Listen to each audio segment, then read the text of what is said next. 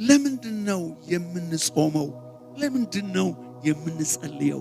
የሃይማኖት ስርዓት ለማከናወን ነው የምንጾመው የምንጸልየው።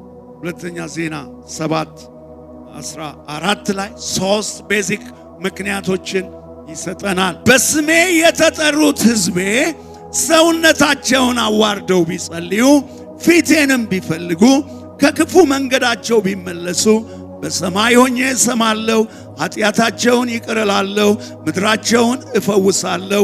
አሁንም በዚህ ስፍራ ለሚጸለየው ጸሎት ዓይኖቼ ይገለጣሉ፣ ጆሮቼም ያደምጣሉ። አሜን። ለምን ነው በቤተ ክርስቲያን ጾም ጸሎት የሚደረገው? አንደኛው ምክንያት ሰውነታችንን እኔነታችንን በእግዚአብሔር ፊት ለማዋረድ ነው።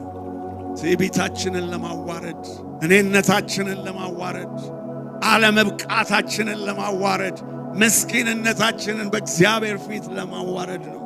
እግዚአብሔር በፊቱ ስንዋረድ አለመቻላችን፣ አለመብቃታችንን በፊቱ ስንናገር፣ ድካማችንን ስንናገር፣ ስናሳየው ደስ ይለዋል። ደስ ይለዋል።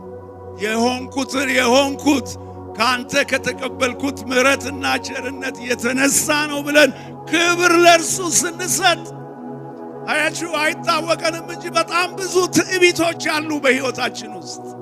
ብዙ የምንመካባቸው እኔ ነኝ የምንላቸው ብዙ ነገሮች አሉ። እግዚአብሔር ትምክህታችን እሱ መሆኑ እንድናውቅለት፣ እንድንጾም፣ እንድንጸልይ ይፈልጋል። ስጋችን ሲደክም፣ ማንነታችን ሲደክም፣ ማን መሆናችንን ስንገነዘብ ጌታ ደስ ይለዋል። ጌታ ደስ ይለዋል። ለዚህ ነው የምንጾመው፣ የምንጸልየው። ይህ ስጋ በጣም ክፉ ነው። ይህ ስጋ በጣም ክፉ ነው። ልባችን በጣም ክፉ ነው፣ ተንኮለኛ ነው። በአምላካችን በእግዚአብሔር ፊት ካላዋረድ ነው በጣም ወዳልሆነ መንገድ ይወስደናል፣ ወዳልሆነ አስተሳሰብ ውስጥ ይከተናል። ግን በእግዚአብሔር ፊት ስንጾም እና ስንጸልይ አንደኛው የምናደርገው በእግዚአብሔር ፊት ራሳችንን እናዋርዳለን፣ ማንነታችንን እናዋርዳለን። በአገልግሎታችን የተመካን ራሳችንን እናዋርዳለን። በገንዘባችን የተመካን ራሳችንን እናዋርዳለን። በእውቀታችን የተመካን ራሳችንን እናዋርዳለን። በስልጣናችን የተመካን ራሳችንን እናዋርዳለን እና ክብር ሁሉ የእርሱ እንደሆነ እናስባለን። እግዚአብሔር ትዕቢተኞችን ይቃወማል፣ ለትሑታን ግን ጸጋን ይሰጣል።